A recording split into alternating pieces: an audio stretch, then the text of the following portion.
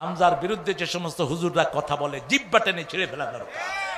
কত আলেমরে কষ্ট দিয়েছো হামজার বিরুদ্ধে যে সমস্ত হুজুররা কথা বলে জিহ্বা টেনে ছিঁড়ে ফেলা দরকার। আরেক মনোয়ার যে বলেছে জিহ্বা টেনে ছিঁড়ে ফেলবো, আপনারা কাদের জিহ্বা টেনে ছিঁড়ে ফেলবেন? কার জিহ্বা টেনে ছিঁড়ে ফেলার হুমকি দেন আপনি? দলের ভণ্ডরা আল্লাহর কোরআন নিয়ে তামাশা করে, এমনকি আপনি নিজে আল্লাহর কোরআনের তাফসীর মাহফিলটাকে একটা ভণ্ডামি জায়গা বানিয়েছেন। আলেম যখন আরেক আলেমকে জাহেল বলে, পাগল বলে, মাতাল বলে, বলে গাঁজা খাইয়া স্টেজ উঠছে। আহ খোদা, বলে কি? নবীজির স্ত্রী আমাদের মা হযরতে খাদিজাতুল কুবরা রাদিয়াল্লাহু তাআলা আনহা জীবনে এক ওয়াক্ত নামাজও পড়ে নাই। নাউজুবিল্লাহ বলেন। আমি দেখলাম ওই বক্তকে জায়েজ বানাইবার জন্য অন্যান্য বক্তারা আবার সাপোর্ট দিতেছে। কই মেরাজে যাওয়ার আগে তো মা খাদিজা ইন্তেকাল হয়ে গেছে। আমির হামজা ভাইয়ের বিরুদ্ধে সমালোচনা করতে গিয়ে অনেক বক্তাই কথা বলেছেন, তার মধ্যে একজন আব্দুর রহিম আল মাদানী, গাজীপুরে তার বাড়ি। আমি তাকে অত্যন্ত ভালোবেসে মহব্বত করি, শ্রদ্ধা করি, কিন্তু তিনি সমালোচনা করতে গিয়ে চূড়ান্ত সীমা লঙ্ঘন করেছেন। ওনারা রুজুরে বরদাস্ত করি না পারি এ বাসিটির আরামদাদারে খানকির বুয়া ডাকতে বাধ্যই দে মা খদিজা বেফর দাঁড়ে বিলে কইয়ে হযরত মোর সুন্দর মাই ফমাইলে বলে জানা করে দেয়। অথচ খাদিজা জীবনে একটা ওয়াক্ত নামাজ পড়েনি, এক ওয়াক্ত নামাজ পড়েনি, একটা রোজা রাখেনি, জীবনে একদিনের জন্য পর্দায় থাকেনি। বলেন, তার পুরা জীবন আমি পড়ে দেখেছি, জীবনে কোনোদিন তিনি পর্দায় ছিলেন না। নামাজ পড়লেন না, রোজা রাখলেন না, হজ করলেন না, যাকাতও দেননি, পর্দায়ও নেই।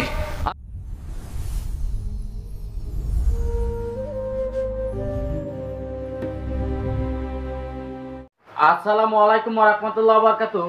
যারা আমার এই ভিডিওটি দেখছেন দেশে ও প্রবাসে সবাইকে আন্তরিক মোবারকবাদ।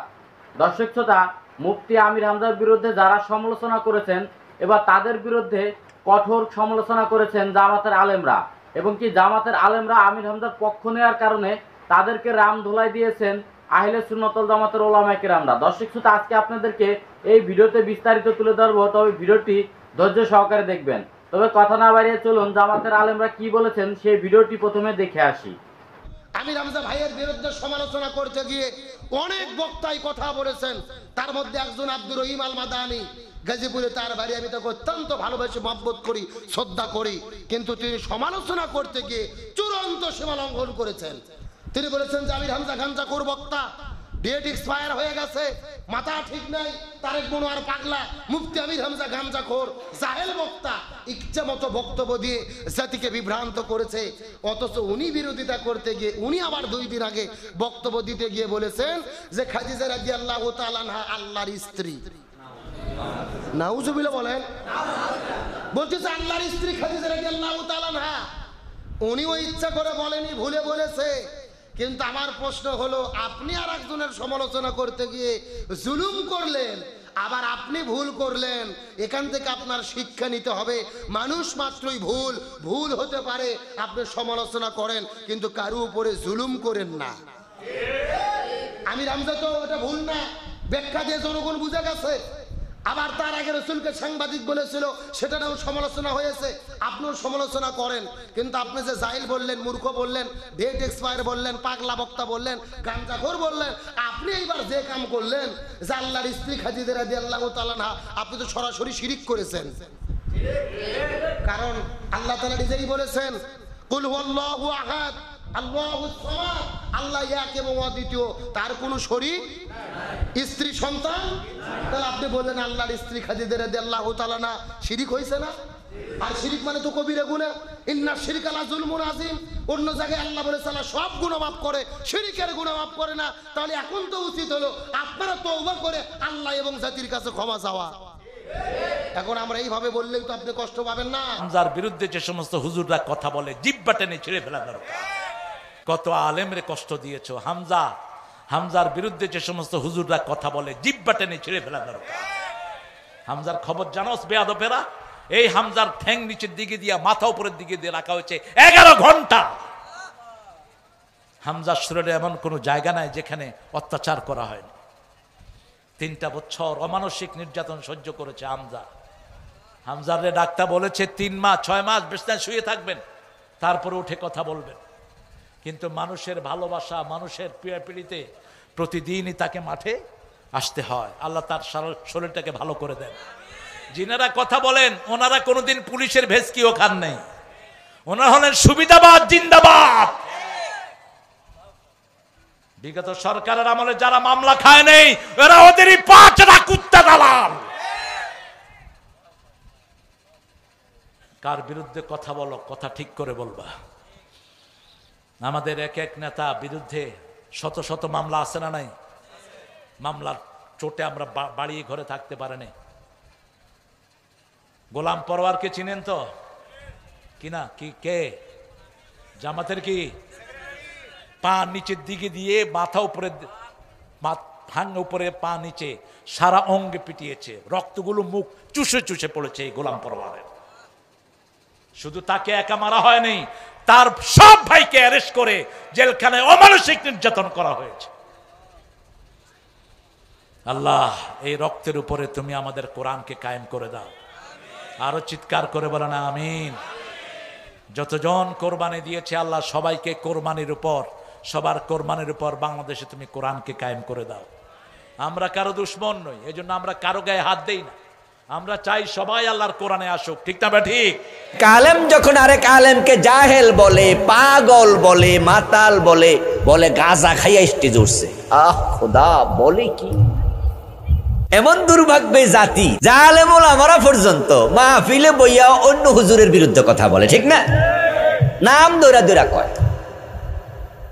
এবং এমন স্পিরিটে কয় মনে হয় উনি জেহাদে নামছে।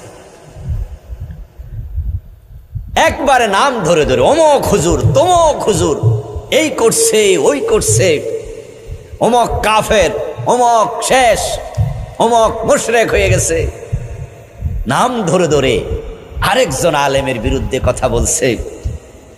একজন আলেম যখন জনসম্মুখে আরেক আলেমের বিরুদ্ধে কথা বলে, সাধারণ মানুষের কাছে আলেমদের সম্মান বাড়ে না কমে? আপনারা কেউ কেউ বলবেন যে হুজুর, তো আপনারা হুজুররা যদি ভুল করেন তো আরেক হুজুর আইসা কইব না?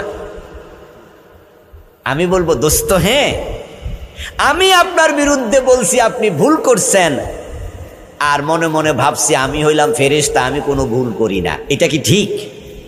আমার ভুল নাই? তা আমি যে আপনার ভুল ধরছি, আমার এটাও তো বোঝা উচিত যে আমারও কি হয়, ভুল হয়। ছোট করে কথা বলি, আপনার ইজ্জতে হাত দেই, আপনাকে এমন ভাবে কটাক্ষ করি মানুষের সামনে, আপনিও আলেম আমিও আলেম। এক আলেম যখন আরেক আলেমকে জাহেল বলে, পাগল বলে, মাতাল বলে, বলে গাঁজা খাইয়া স্টেজ উঠছে। আহ খোদা, বলে কি? লজ্জায় মাথা হেট হয়ে যায়। একজন আলেম আরেকজন আলেমকে বলবে গাঁজা খাইয়া স্টেজ উঠছে। আরে গাঁজা কারা খায়? কোন মানের লোকেরা খায়? আর তুমি তোমার আরেক আলেম ভাইকে এই শব্দ বলছো দোস্ত? দর্শক শ্রোতা, আপনারা দেখতে পেয়েছেন জামাতের আলেমরা কিন্তু যারা আমির হামজার বিরুদ্ধে কথা বলেছে এবং কি তার কুফরি বক্তব্যের জবাব দিয়েছে, তাদের বিরুদ্ধে সমালোচনা করছেন জামাতের আলেমরা। এবং কি তারেক মনোয়ার সাহেব তিনি কিন্তু এমন একটি বাজে ভাষাও কথা বলেছেন। তারা দাবি করেছেন মুফতি আমির হামজা নাকি মানসিক সমস্যা, তার উপরে অনেক নির্যাতন করা হয়েছে, যে কারণে তার এই ধরনের সমস্যা হচ্ছে। তাহলে যদি সে মানসিক সমস্যা হয় তাহলে তারকে ওয়াজ করতে দেয় কেন? তার চিকিৎসা করা দরকার। দর্শক শ্রোতা, তবে এই বিষয়টা নিয়ে আহলে সুন্নাত ওয়াল জামাতের উলামায়ে কেরাম দাঁত ভাঙা জবাব দিয়েছে। চলুন সেই ভিডিওগুলো দেখে আসি। আল্লাহর দ্বীনকে মহব্বত করি, আল্লাহর কোরআনকে মহব্বত করি, আল্লাহ রসুলকে মহব্বত করি, আপনাদেরকেও ভালোবাসি দ্বীনের জন্য। আপনাদের মহব্বত থাকবে ততক্ষণ, আপনার দ্বীনের আদর্শকে আঘাত করবেন না যতক্ষণ। আপনারা যদি আমার দ্বীনের মূলে আঘাত করেন তো মহব্বত রাখবো কি দিয়ে?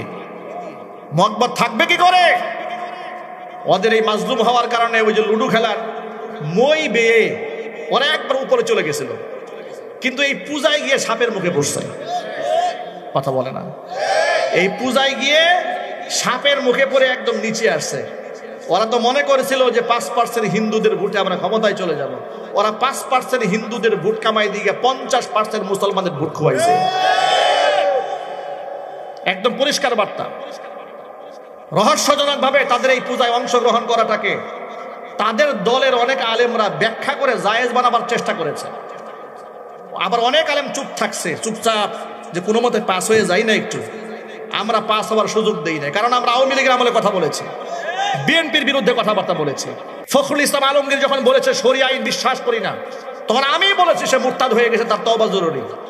ফখরুল ইসলাম আলমগীর সাহেব শরিয়া বিরোধী কথা বললে, তার বিরুদ্ধে কথা বললে আমরা হয়ে যাই বীর পুরুষ, আর তোমরা পূজায় গেলে তোমাদের বিরুদ্ধে কথা বললে আমরা হয়ে যাই দালাল। এই ভণ্ডামি বাংলাদেশে চলবে না, কথা ঠিক না ঠিক জোরে বলেন। এই ভণ্ডামি চলবে না, বরং শরিয়া বিরোধী কাজ যা করবে তার দাঁত ভাঙা জবাব দিতে হবে। আপনারা প্রস্তুত আছেন কিনা আমি দুহাত দেখতে চাচ্ছি। মুসলমানেরা ওরা সাপের মুখে পড়েছে, বুঝতে পারছে না। আবার অহংকার করে অনেকে বলে হুজুরদের ফতোয়া দিয়ে আমরা রাজনীতি করি না। তাদেরকে বলবো আল্লাহর ওয়াস্তে অহংকার একটু কমান, অহংকার কমান। আল্লাহ আছেন, অহংকার করে কিন্তু অলরেডি ফেরাউন অলরেডি গদি হারিয়েছে, আর ফেরাউনের যে লেটেস্ট নাতিপুতি এরা কিন্তু দৌড় খেয়েছে। কথা ঠিক না ঠিক? অহংকার করা যাবে না। আমাদের মোহাব্বত ভালোবাসা সব হবে কার জন্য? আরো জোরে বলতে হবে কার জন্য? আমার প্রিয় ভাইরা, ওয়াজ মাহফিলের স্টেজে ওদের এই সমস্ত কুকর্মের ব্যাপারে মানুষকে সতর্ক যখন করি, ওরা আমাদেরকে বলে ওয়াজে না বইলা ব্যক্তিগতভাবে বলা যায় না। আমার প্রশ্ন হচ্ছে, আমরা প্রতিবাদ করলে ব্যক্তিগত প্রতিবাদ করতে হয়, ব্যক্তিগতভাবে বলার জন্য নসিহত করো। তোমার দলের হুজুর যে বলল যদি কেউ অমুকের বিরুদ্ধে কথা বলো জিহ্বা টেনে ছিঁড়ে ফেলবো, তার বিরুদ্ধে তোমরা নীরব কেন?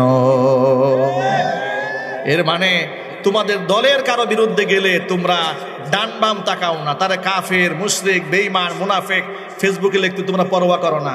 আর তোমরা কোরআন সুন্নাহর মধ্যে আঘাত দিবা, আর তোমাদেরকে আমরা ঘরের মধ্যে বন্দি করে বলবো ভাই এই সরি বলে ফেলেন একটা, তা হবে না। তোমরা মিডিয়ার সামনে ভণ্ডামি করলে তোমাদের জবাব মিডিয়ার সামনে হবে। কথা ঠিক কিনা চিল্লাই বলেন। সুতরাং ওই ডেট এক্সপায়ার তারেক মনোয়ার যে বলেছে জিহ্বা টেনে ছিঁড়ে ফেলবো, আপনারা কাদের জিহ্বা টেনে ছিঁড়ে ফেলবেন? কার জিহ্বা টেনে ছিঁড়ে ফেলার হুমকি দেন আপনি? দলের ভণ্ডরা আল্লাহর কোরআন নিয়ে তামাশা করে, এমনকি আপনি নিজে আল্লাহর কোরআনের তাফসীর মাহফিলটাকে একটা ভণ্ডামি জায়গা বানিয়েছেন। আপনার বিচার হওয়া উচিত, কথা বলতে হবে, ঠিক কিনা বলেন?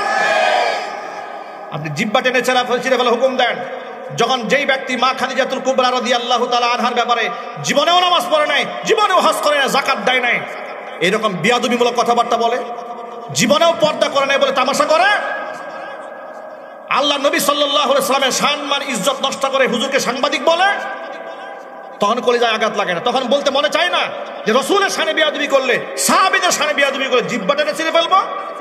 এর মানে হচ্ছে তোমাদের কাছে রাসূলের চাইতে, সাহাবীদের চাইতেও তোমাদের কাছে দলীয় নেতা কর্মীর দাম বেশি হয়েছে। এই ভণ্ডামি বাংলাদেশে ইনশাআল্লাহ আমরা করতে দেব না, এই ভণ্ডামি চলবে না। আপনারা রাজি আছেন কিনা তো হাত দেখতে চাচ্ছি। और नसीब अरे नसीब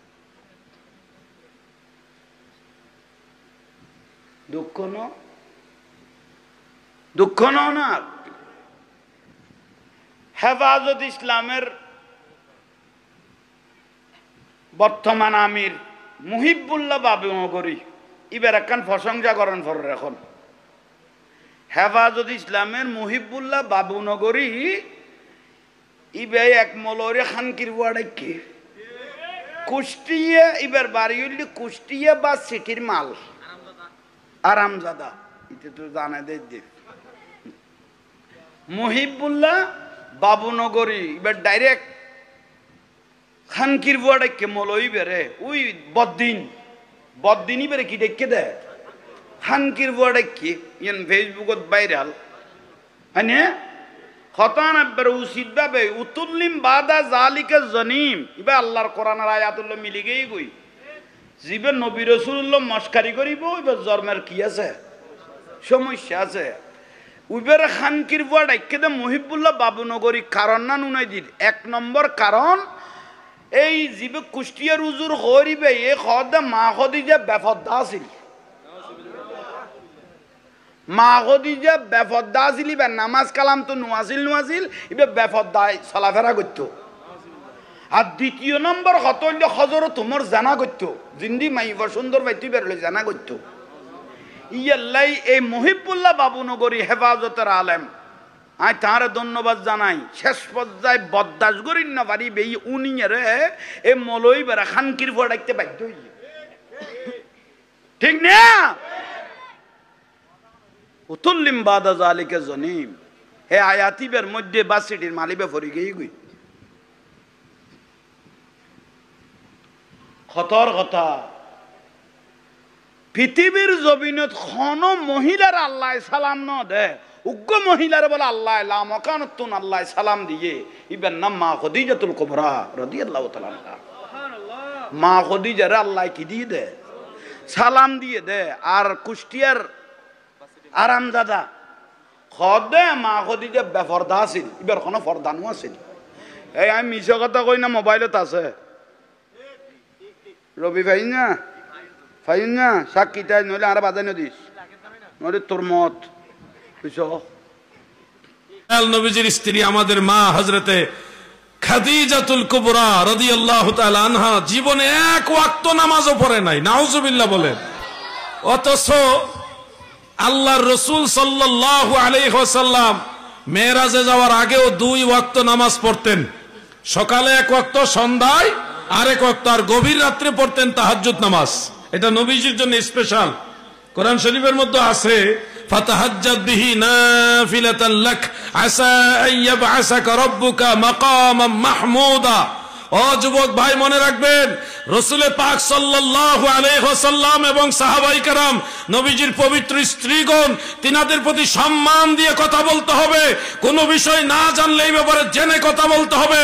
না জেনে আল্লাহর রাসূলের সাথে, নবীজির স্ত্রীগণের সাথে, নবীজির সাহাবীদের সাথে বেয়াদবি করা যাবে না। এই শিক্ষা আমাদেরকে ইসলাম দেয়নি, তিনাদের সম্মান করার শিক্ষা ইসলাম দিয়েছে। আমি দেখলাম ওই বক্তকে জায়েজ বানাইবার জন্য অন্যান্য বক্তারা আবার সাপোর্ট দিতেছে। কই মেরাজে যাওয়ার আগে তো মা খাদিজা ইন্তেকাল হয়ে গেছে, ওই সময় তো নামাজই ছিল না, তাহলে নামাজ পড়বে কিভাবে? এই বুকা মৌলভী সাহেব জানে না এর আগেও নবীজি নামাজ পড়েছেন। মেরাজে গিয়ে তো 5 ওয়াক্ত নামাজ আনছে। মেরাজের আগেও যে নামাজ ছিল উনি তো জানেই না, উনি জানেন। এখন এই কথা আমি কোথায় পেলাম? আমি কোথায় পেলাম যে মেরাজের আগেও নামাজ ছিল? দলিল কয়েকটা নোট করে রাখেন। প্রথমত হলো ইমাম বুখারীর উস্তাদ, যিনি 6 থেকে 10 লক্ষ হাদিস মুখস্থ জানতেন, ইমাম আহমদ বিন হাম্বল রহমাতুল্লাহ আলাইহি, তিনার মুসনাদের মধ্যে উল্লেখ 52 খণ্ড কিতাবটা। কত খণ্ড? 52 খণ্ড। আপনি ইচ্ছা করলে একা নিতে পারবেন না, এত বড় কিতাব একা নিতে পারবেন না, ওজন এটা অনেক বড় লম্বা কিতাব। হ্যাঁ, প্যাকেট করলে আবার হয়তো সম্ভব অনেকের দ্বারা, বাজে প্যাকেট করলে। সেই কিতাব উল্লেখ। আরেকটা কিতাব আছে প্রায় 1200 বছরের আগের কিতাব, ওটার নাম তাবাকাতুল কুবরা। তাবাকাতুল কুবরা ইমাম মুহাম্মদ ইবনু সাদ রহমাতুল্লাহ আলাইহির লেখা, 1200 বছরের আগের কিতাব। আরেকটা কিতাব হলো ইমাম ইবনু হাজার আসকালানি রহমাতুল্লাহ আলাইহির আল ইসাবা ফি তামিজিস সাহাবা। আরেকটা হলো ইমাম আবু নুআইম ইসফাহানি রহমাতুল্লাহ আলাইহির মারিফাতুস সাহাবা, সেই কিতাবের মধ্যে উল্লেখ রয়েছে। এছাড়াও মাজমুআয়ে জাওয়াইদ ইমাম নূরউদ্দিন হাইসাবী রাহমাতুল্লাহ আলাইহির সেই কিতাবে, এবং মুআজামুল কবির লিতাবারানির মধ্যে বিশুদ্ধ সনদ উল্লেখ রয়েছে। কানা রাসূলুল্লাহি সাল্লাল্লাহু আলাইহি ওয়াসাল্লাম ইউসাল্লি ওয়া তুসাল্লি মাআহু খাদিজা। সুবহানাল্লাহ। আমার নবীজি নামাজ আদায় করতেন, আমার দয়াল নবীজির সাথে আমাদের মা খাদিজাও নামাজ আদায় করতেন। বাংলা বই পড়ে ওয়াজ করলে হবে না। অমুক হুজুরে লেখছে বাংলা বই, এই বাংলা বই পড়ে ওয়াজ করলে হবে না, আরবি কিতাব পড়তে হবে। দর্শক শ্রোতা, আপনারা দেখতে পেয়েছেন আহলে সুন্নাত ওয়াল জামাতের উলামা কেরাম তারা কিন্তু স্পষ্টভাবে জবাব দিয়েছে। আসলে মা খাদিজাকে নিয়ে যে বিভ্রান্তকর বক্তব্য দিয়েছেন, মা খাদিজার জীবনে নামাজ রোজা পড়েনি এবং কি পর্দাও করেনি, এবং কি সেই বিষয়টা নিয়ে কিন্তু আহলে সুন্নাত ওয়াল জামাতের উলামা কেরাম তারা কিন্তু স্পষ্টভাবে দলিল সহকারে জবাব দিয়েছেন যে মা খাদিজা নবীজির সাথে তিনি নামাজ পড়েছেন, নামাজ ফরজ হওয়ার আগেই তিনি নামাজ পড়েছেন, সেই বিষয় কিন্তু তুলে ধরেছেন। এবং কি যারা আমির হামজার দালালি করেছেন তাদের বিরুদ্ধে কিন্তু জবাব দিয়েছেন। তবে আজকের এই ভিডিওটি এই পর্যন্তই। ভিডিওটি যদি ভালো লাগে অবশ্যই লাইক কমেন্ট শেয়ার করবেন এবং কি চ্যানেলটি সাবস্ক্রাইব করবেন। আল্লাহ হাফেজ।